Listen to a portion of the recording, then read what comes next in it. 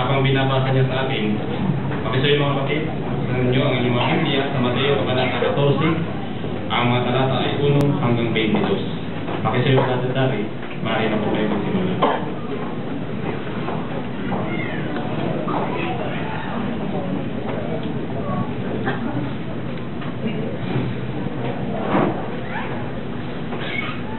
Noong panahon iyon ay narinig ni Herodes na tagapamahala ng distrito ang ulat ng Jesus. Nagsabi sa kaniyang mga lingkod, ito ay si Juan Bautista, binangon siya mula sa mga patay. At ito ang dahilan kung bakit kumikilos sa kaniya ang makapangyarihang mga gawa. Sapagkat si Herodes ang umaresto kay Juan at nagabot sa kaniya at naglagay sa kaniya sa pinagawa. Dahil kay Herodias na asawa ni Felipe na kaniyang kapatid. Sapagkat sinabi sa kaniya, hindi kaayon ang kautusan na mapatay siya. Gayunman, bagaman ibig niya siyang patayin, kinatatakutan niya ang pulutong sapagkat tinuturing nila siya bilang isang propeta. Ngunit nang ipagdiwang ang kaarawan ni Herodes, ay sumayo roon ang anak ng babae ni Herodias at lapit na napalugdan si Herodes. Kung kaya, nangako ng may tumpa na ibibigay sa kaniya ang anumang hingin niya. Sa gayon, sa turo ng kaniyang ina ay sinabi niya, ibigay mo sa akin dito sa isang bandehado ang ulo ni Juan Bautista. Bagaman nabigati siya,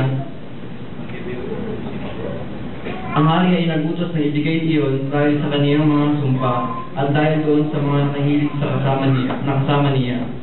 At nagsugo siya, pinapagutan ng ulo si Juan Bautista sa bilangguan.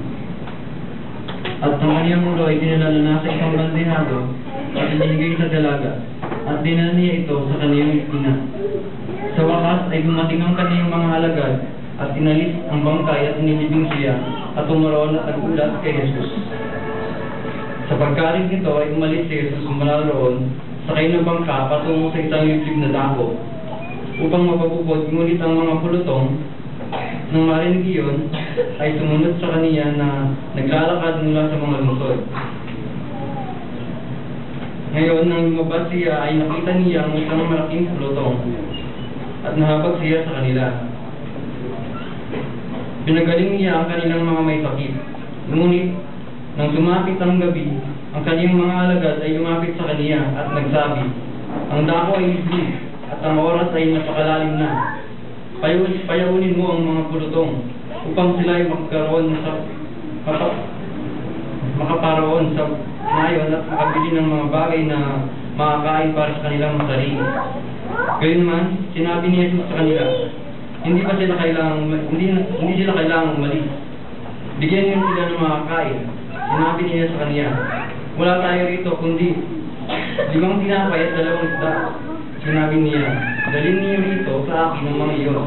Kasunod nito ay natutusan niya ang mga pulutong na humilig sa damuhan at kinuha ang 5 tinapay at 2 isda. At pagtingala sa langit, bumigkas siya ng pagpapala. At pagkatapos na pagputol-putulin ng mga tinapay, pinamahagi niya ang mga iyon sa mga alagad, ang mga alagad naman sa mga pulutong. Kaya ang lahat ay kumain at nabusog. At tinipon nila ang labis ng mga pira-piraso, 12 basket na puno. Ngunit yung mga kumain ay mga 5,000 lalaki. Bukod pa sa mga babae at mga bata. Pagkatapos, walang pagpapaliban, pinilit niya ang kaniyang mga alagad na lumulan sa bangka at mauna sa kaniya sa kabilang ibayo, habang pinayayaan niya ang mga pulutong.